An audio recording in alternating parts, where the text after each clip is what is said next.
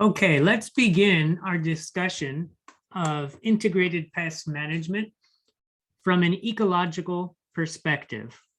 We're going to talk about how these pests in our landscape grow, how they survive, and how they may decline in population. Because if that could happen by itself, then that would be perfect. That would be exactly what we want. We're going to talk a little bit about population dynamics and how our landscape behaves as an ecosystem, in particular as it relates to the typical pests and diseases that we find in our garden. So here we go with an overview of the ecology of pests and diseases in horticulture. Now remember, when we talk about integrated pest management, that it is intended to be an ecological approach to pest management, and it focuses on long-term prevention and careful selection of appropriate methods. And last time I introduced the definition of each term, that IPM is a process of dealing with or controlling pests. And pests are any living organism that is harmful to humans or to human concerns, such as growing food or having a garden. And we want to do this in an integrated fashion, meaning we will bring together multiple types of methods and apply the appropriate sets of methods in the appropriate time.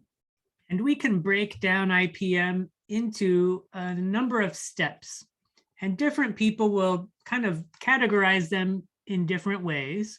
But here is a good general outline of the steps involved in an integrated pest management process. First of all, we want to implement pest prevention measures. The best kind of pest is the pest that never showed up in the first place. So can we do things that help to discourage them from arriving?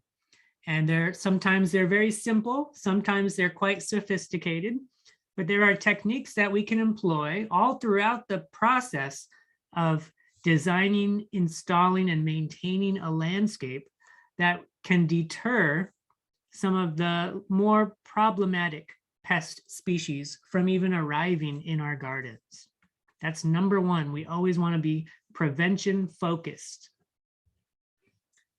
The next step in an IPM program is that we need to be very careful in identifying the exact pest that is causing the problem.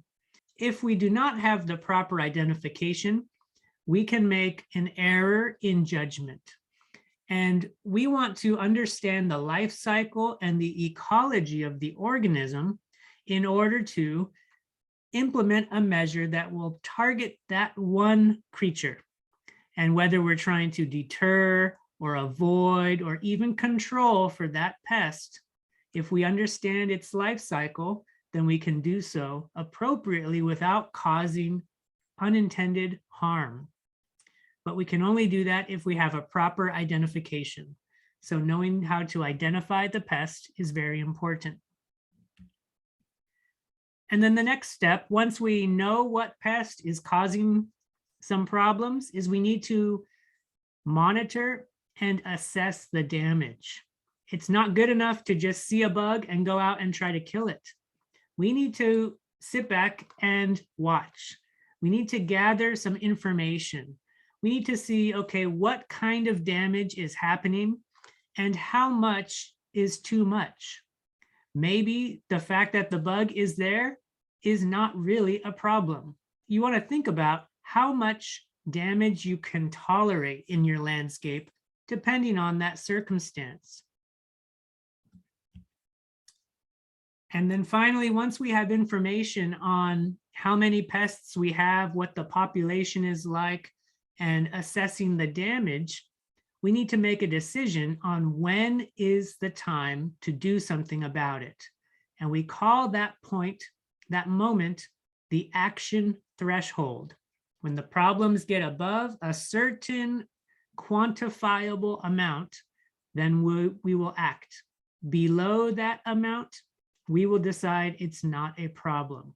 So you set an action threshold above which you decide to do something. And then you implement your pest control measures. So you do the thing you need to do. And there's a whole bunch of ways to do that. There are toxic and less toxic methods. There are targeted and there are more broad spectrum approaches. And so when you are implementing pest control measures, you also want to be doing it in a way that causes minimal harm. And then finally, after you've done an action, you want to keep paying attention and assess the effect of your management. So that way, as you continue to monitor and assess, you can determine whether the things you've tried before continue to be the things you want to do going forward. So this cycle, this process of prevention, identification, monitoring, setting an action threshold, and implementing control measures, and then again reassessing, is a continual process. It happens at regular intervals throughout the season, throughout the week. In your daily schedule, you work in integrated pest management into your routine in the landscape. An IPM professional will be able to engage with these at a very sophisticated level, but even a general horticulturist who's not focused on IPM can implement this philosophy and approach when dealing with any sorts of landscape pests. Now, when we talk about the ecology of landscape pests and diseases, you want to think about the overall life cycle of the organism. One way to kind of try to lay it all out there is with something called a life table. And we can create life tables for each organism that may cause problems. And for example, the life table we're looking at here shows an insect.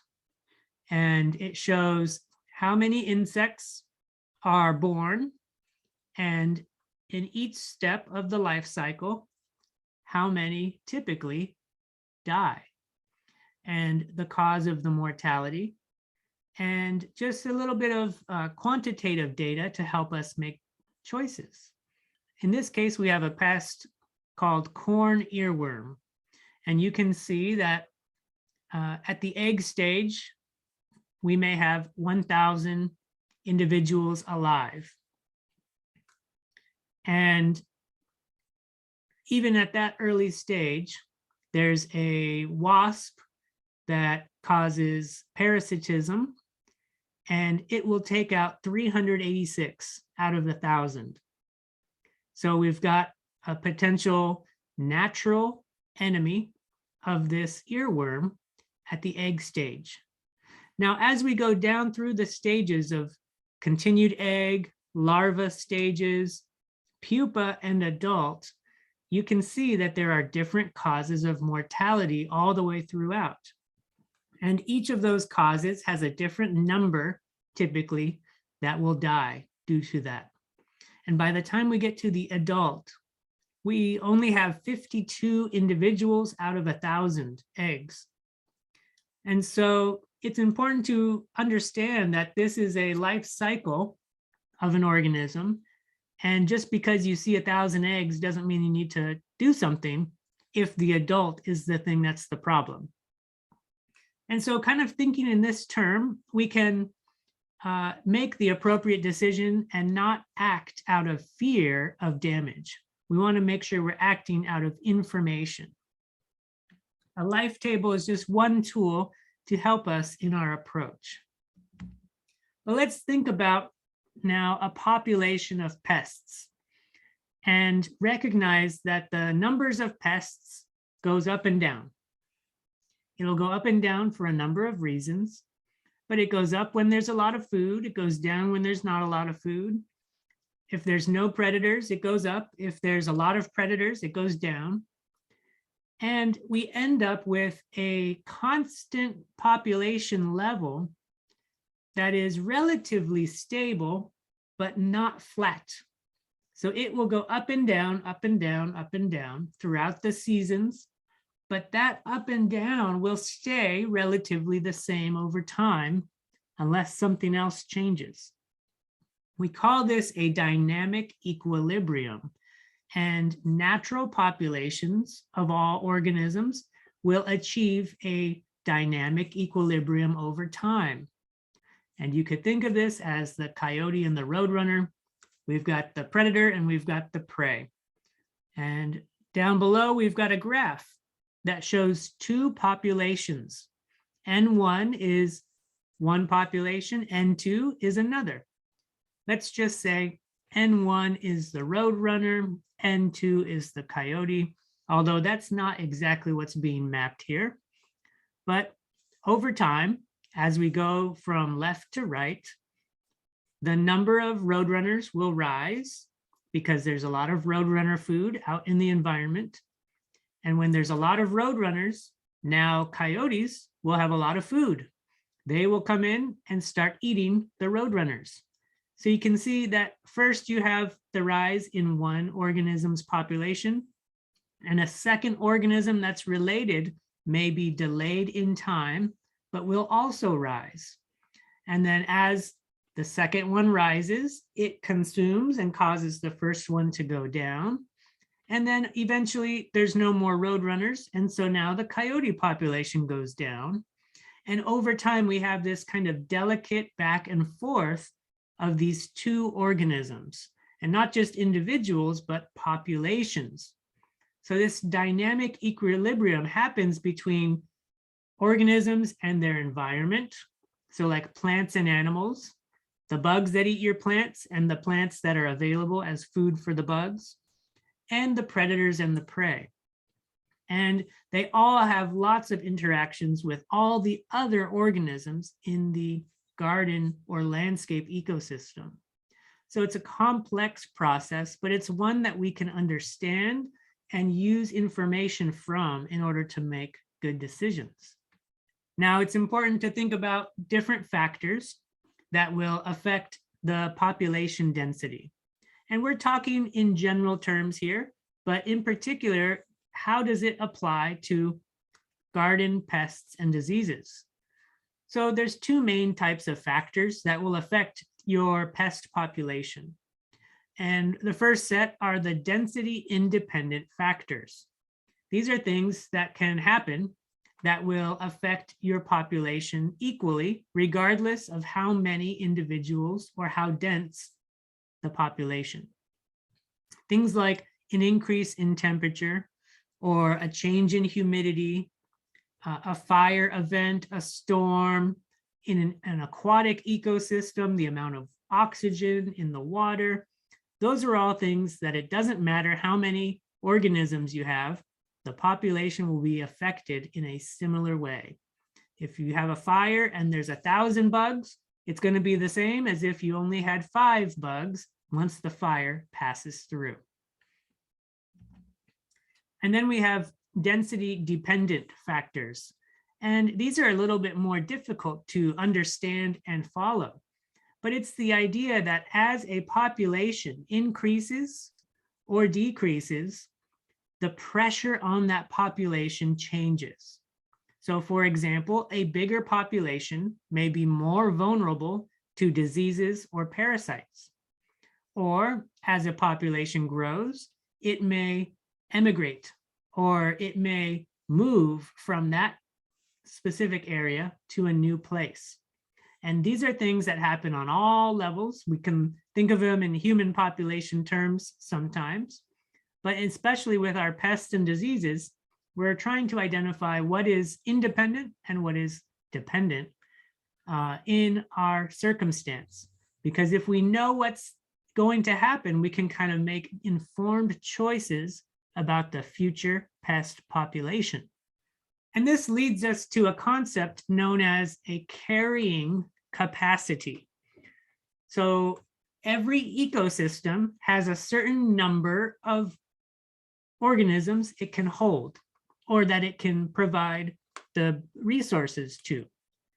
And how many is called the carrying capacity. Officially, the carrying capacity is the maximum population size that the environment can sustain indefinitely. based on the available resources such as food, habitat, water, and other necessities. We can try to figure out what that number is. What's the magic number, the maximum number of bugs that could live in your garden? And that would be called the carrying capacity. If you look at the chart on the right-hand side, you can see that there's a series of curves. And now N is the population, the number of individuals in the population. And T is time. So you can see if you start with 0, over time, it's going to grow, and it's going to grow quickly. Some may say that's growing exponentially. Until it reaches 100, it will flatten out. If you start with 150, that's more than the environment can support. So you'll have a decrease, and that decrease will curve down until it reaches 100. Now, notice if you start with 50, the curve looks a little different than if you start with 0. And the reason is, if you start with 0, then the first organism that arrives has a real happy time and can grow very quickly, reproduce very quickly. But once the population starts to become more dense, then it will slow down its growth as it approaches the carrying capacity. And so the curves look opposite. The 0 to 50 curve is quite steep. The 50 to 100 curve is slowing down. It's still growing, but at a slower rate. And this is called a logistic curve. And population follows a logistic curve model. And the idea is, as I mentioned, when the population is above the carrying capacity, it decreases. When it's below the carrying capacity, it increases. And if it's very high above or below, it will increase or decrease at a much quicker rate. If it's closer to the carrying capacity, it'll decrease or increase at a slower rate. It's just trying to get to that sweet spot over time. Now, you may not have known you were signing up for a math class, and I promise this is some of the few times we will look at mathematical formulas, but I think if we try to understand it, it really illustrates the point. And what we're going to look at technically is the Verhulst model of population dynamics. This is a differential equation, and if your head is hurting and you're saying, I have flashbacks to high school math, don't worry. I'm going to explain this in just a way that hopefully you can understand. We're not going to need to do this in our daily life, but if we break down the formula, I think it can kind of teach us a few things that are important. So the Verhulst model of population dynamics has a few key elements. We're trying to measure the rate of change in population over time. So is it going to grow or is it going to shrink? How much is it going to grow? How fast is it going to grow or shrink? How quickly will the number of bugs I see turn into the amount of bugs that become a problem? Does that make sense? And we can figure that out. We need to know a few key things. We need to know R, the variable R, which is the maximum growth rate. So when times are good, how many new organisms will one organism produce? How many babies can you have in a year? That's basically what we're trying to decide. So that's going to be different for each species. They have a different number of new individuals they can produce. And then we have an existing population. So how many do we have currently? We call that N in ecology. Sometimes it's referred to as P in other disciplines, P for population. We call it N in ecology, capital N. And then there's this weird 1 minus N over K. But K, remember, is the carrying capacity.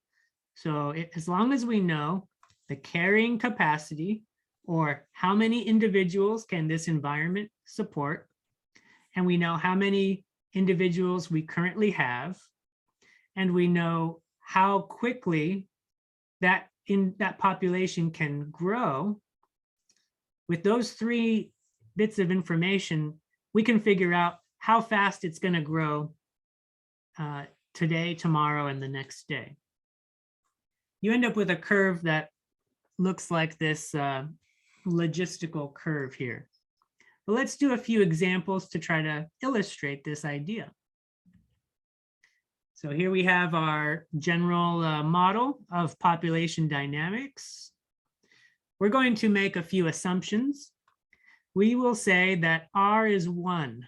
That means every year you can have one new offspring. And in particular, we're just going to say it's all female, because females are kind of the only thing that matters in terms of population, because one female can produce one female. So in 1 year, we have one new individual.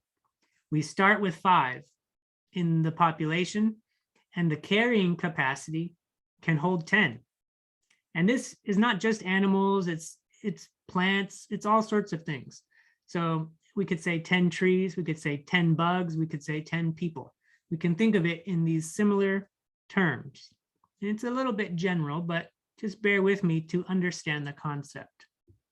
So if we take our formula and plug in our numbers, 1, 5, and 10, we can do the math, and we'll find that all we have to do is multiply the R times N, and that gets multiplied to 1 minus N over K. And it's pretty simple arithmetic to discover that 2.5 is our answer. So what does that mean? 2.5 individuals over time.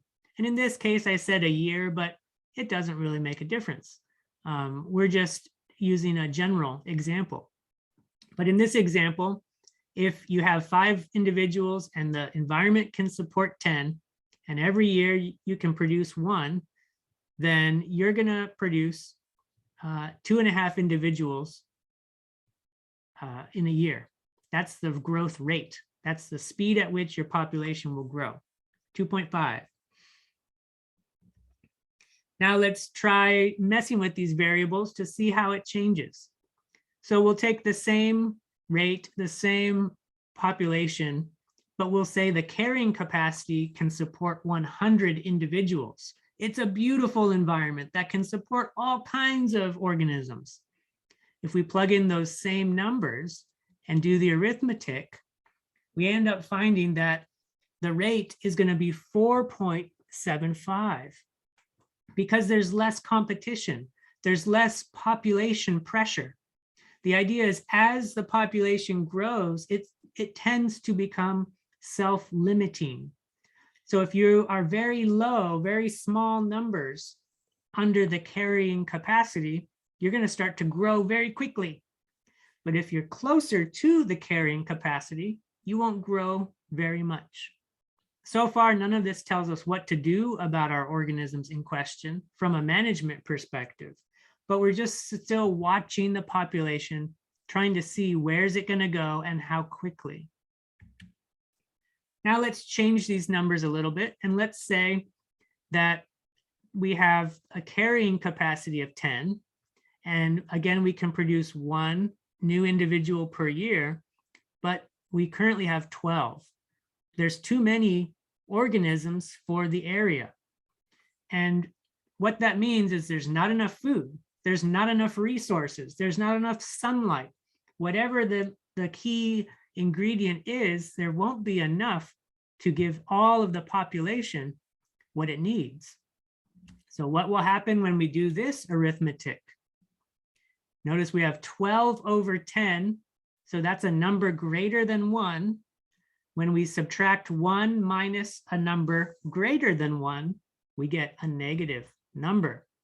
In this case, we're doing 12 times negative 0.2, which gives us negative 2.4. So the population change in this scenario over time is going to be minus 2.4 individuals per year. Even though they can reproduce, they're not going to, or there will be a die-off because there's not enough resources to support the existing population. Now we can take this understanding of population dynamics and try to think of different organism types and how do they relate to this model of population dynamics.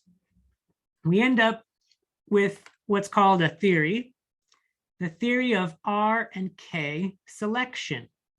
So the idea that maybe some individuals over time have been adapting more toward the R variable, and others adapt and are selected more based on the carrying capacity. So like, are you trying to reproduce as quick as possible? Is that your strategy? Or are you trying to match your environment as much as possible? Is that your strategy? And these are not strategies that you choose, like with necessarily an intelligent perspective. These are strategies that emerge as populations grow and shrink and evolution takes place over time.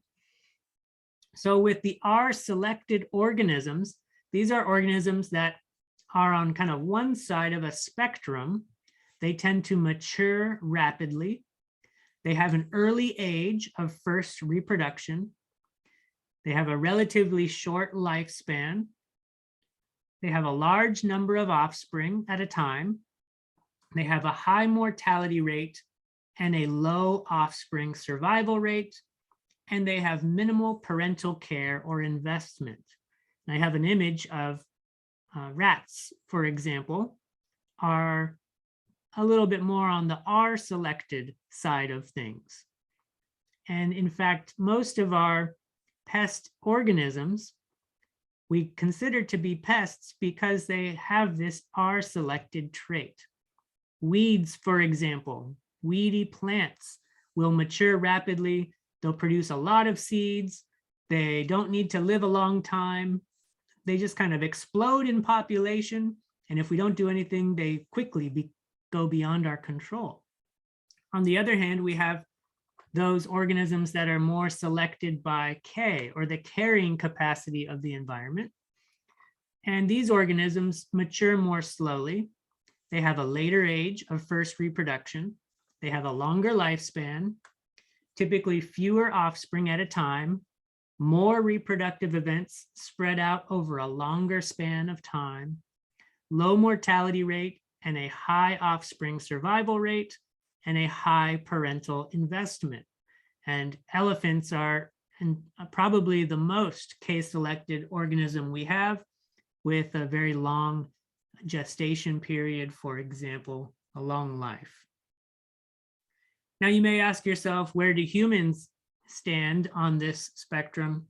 And sometimes it's difficult to apply human population to other natural populations because we manipulate our environment so much.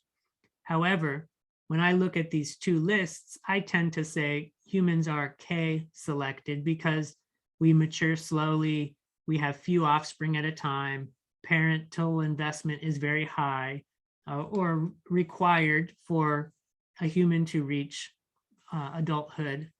And so we tend to be on that side. It doesn't mean our population can't grow significantly, but it just means we have a different type of life cycle.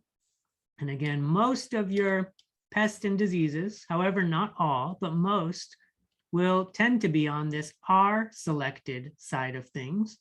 And we can understand that in order to know how best to react and anticipate change over time. So there we go with just a very brief introduction to this concept that populations change over time, and there's a natural element to it. Without you needing to go out there and spray, something's going to happen. The bugs will increase or they will decrease, and you want to understand where they're going, where they are today, in order to decide, do you even need to do anything at all? And there's an overview of population dynamics from an ecological perspective as we think about landscape pests, and diseases.